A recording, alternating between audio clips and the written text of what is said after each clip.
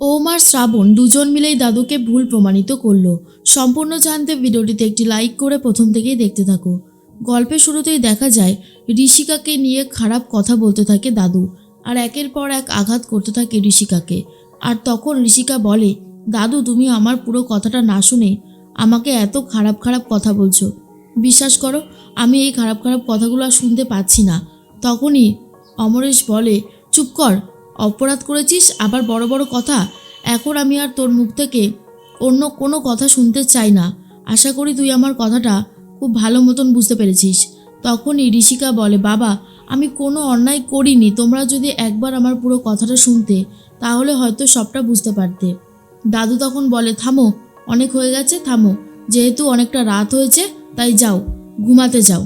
তখনই শ্রাবণ বলে, দাদু আমার কিন্তু কোনোভাবেই মনে হয় না যে ঋষিকা কোনো অন্যায় করেছে। কলেজে যদি কারোর সাথে পরিচয় হয়েও থাকে তাহলে অন্যায়টা ঠিক কী হয়েছে? এরপর ওমও পাশে থেকেছে শ্রাবণের। তখন মৃত্তিকা বলে, বাবা ওম বেটা, যাকে তুমি একটু আগেই ভুল বুঝছিলে, কথা শোনাচ্ছিলে, এখন তার পাশেই তুমি রয়েছো। শ্রাবণ, তুমি তো জাদু জানো, কয়েক সেকেন্ডের মধ্যে ওম বেটা তোমাকে সাপোর্ট করতে শুরু করলো। তুমি কি ওইসব কালা জাদু টাদু জানো না কি? তখনই ঋতো বলে, আমি শুধু এটা বলতে পারি যে আমিও বৌদি ভাইয়ের সাথে আর রয়েছি, ঋষিকা কোনো অন্যায় করেনি।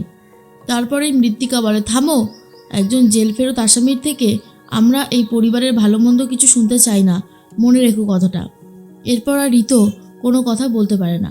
অন্যদিকে দাদু তখন বলে, সব থেকে নষ্টের গোড়াটা হলে তুমি শ্রাবণ, তুমি এই বাড়িতে আসার পর থেকে এই বাড়ির সুখ শান্তি সমৃদ্ধ সব কিছু চলে গেছে।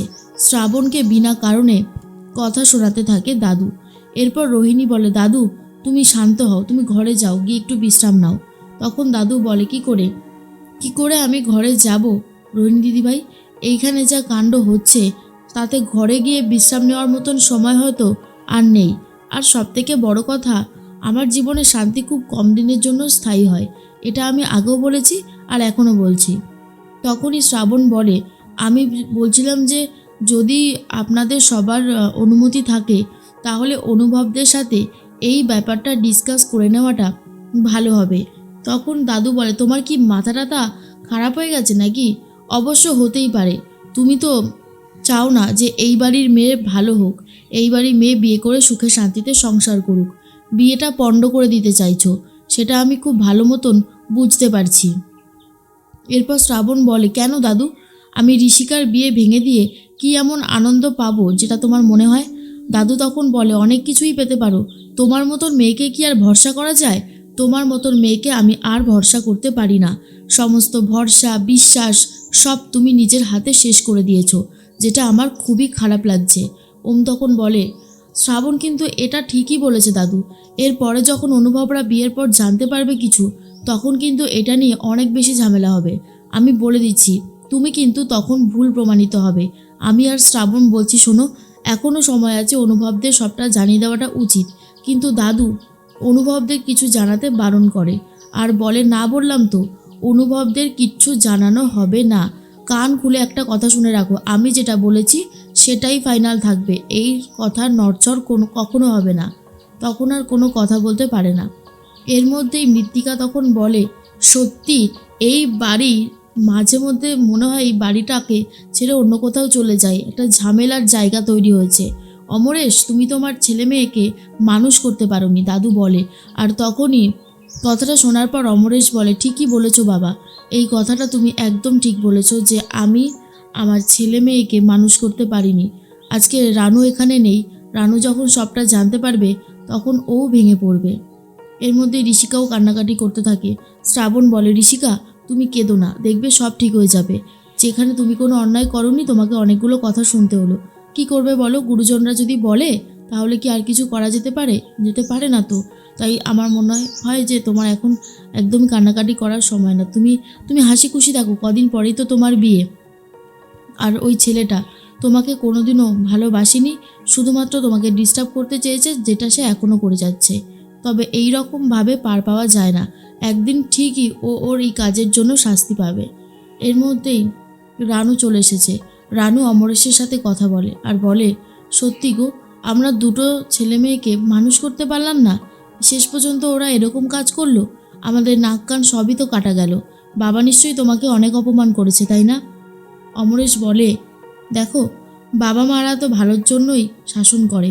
আমার বাবাও ভালোর জন্যই আমাকে বলেছে যাতে আমি আমার ছেলে মেয়েদের ঠিকঠাকভাবে মানুষ করতে পারি। তবে আর কদিন পরেই তো ঋষিকার বিয়ে। বিয়ে করার পর ঋষিকাই বাড়ি থেকে চলে যাবে। কিন্তু ঋতো যাতে ভালো থাকে, ভালো জায়গায় একটা কাজ করতে পারে, আমাকে সেই চেষ্টাটাই করতে হবে। ও যেন কোনো আর খারাপ পথে না যায়, সেই দিকটায় আমাকে লক্ষ্য রাখতেই হবে। রানু তখন বলে, তুমি এই কথাটা একদম ঠিক বলেছ, আমারও এটাই মনে হয়েছে।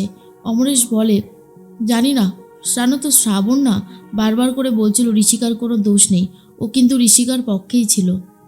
রানু বলে, ওর কথা দিয়ে আর কী বা হবে? বাবা যখন বলেছে তখন তো এটা ঠিকই যে আমাদের মেয়ে অন্যায় করেছে।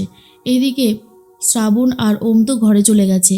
শ্রাবণ নিজের জন্য নিচে বিছানা করতে থাকে আর ওম বিছানার ওপরেই ঘুমাচ্ছে।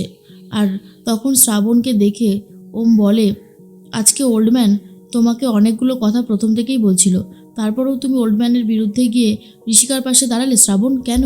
তখন শ্রাবণ বলে, কেন দাঁড়াবো না বলুন তো মিস্টার ঘোষ? একটা ছেলে আর একটা মেয়ের মধ্যে কেন এরকম পার্থক্য থাকবে? ঋষিকা তো কোনো অন্যায় করেনি। ভালোবাসা কি আর বলে কয়ে হয়? ভালোবেসে ফেললে সেটা থেকে বেরিয়ে আসাটা খুব কঠিন। আমাদের ঋষিকা সেটা করে দেখিয়েছে, সেই কথাটা তো কেউ বললো না। ওই ছেলেটা নিশ্চয়ই খারাপ, তাই জন্যই ঋষিকা সরে এসেছে। তখন ওম বলে, আচ্ছা শ্রাবণ, তুমি কখনো কাউকে ভালোবেসেছো বা এখন কাকে ভালোবাসো? শ্রাবণ তখন বলে, আপনি কাকে ভালোবাসেন মিস্টার ঘোষ? ওম তখন বলে, এটা কিন্তু ঠিক না। আমি প্রশ্নটা প্রথমে করলাম, তাহলে তুমি এখন প্রশ্নটা আমার দিকে ঘুরিয়ে দিলে কেন? কি হলো বলো? আর শ্রাবণ তখন বলে, আরে বাবা বলুনই না। অবশ্য আপনি যা বাদরমুখো ছেলে, সবসময় চিন্তার ভাঁজ কপালে লাল হয়ে থাকেন, আপনাকে কেই বা ভালোবাসবে? ওম তখন বলে, এই তুমি কি বললে আমাকে বাদর? আমি বাদর? তখন শ্রাবণ বলে, তা নয় তো কি, আপনি হলেন পিওর বাদর। এরপর কথাটা শুনে ওম বলে, আর তুমি কি? তুমি হলে ইঁদুর, বুঝেছো? তখন শ্রাবণ বলে, যাক বাবা, তাও ভালো আমি ইঁদুর। অনেকটা রাত হলো, এবারে অন্তত ঘুমিয়ে পড়ুন, আর বেশি রাত জাগবেন না। তখনই ওম বলে, সে তো ঘুমাবই, তবে আমার সত্যি চিন্তা হচ্ছে ঋষিকার জন্য। ঋষিকা হয়তো এখন ঘরে মনমরা হয়ে কান্নাকাটি করছে। শ্রাবণ বলে, সেটাই স্বাভাবিক, তাই নয় কি? আমার কিন্তু অন্য একটা জায়গায় ভয় লাগছে মিস্টার ঘোষ। যেই ছেলেটা এত বাজে একটা কাজ করতে পারে, সেই ছেলেটা যে অনুভবদের ফোনে এই ছবিটা পাঠাবে না, তার কি কোনো সিওরিটি আছে? ওম তখন বলে, আমিও সেটা নিয়ে ভাবছিলাম, কিন্তু দাদুকে এখন কি করে বোঝাবো বলো তো? দাদু তো মাথার দিব্যি দিয়ে দিয়েছে, তাই আমরাও আর কিছু করতে পারবো না। এরপর শ্রাবণ এই ব্যাপারটা নিয়েই বেশ ভাবতে থাকে যে আবির যদি একবার ওদের ফোনে ছবিগুলো পাঠিয়ে দেয়, তাহলেই গণ্ডগোলটা হবে।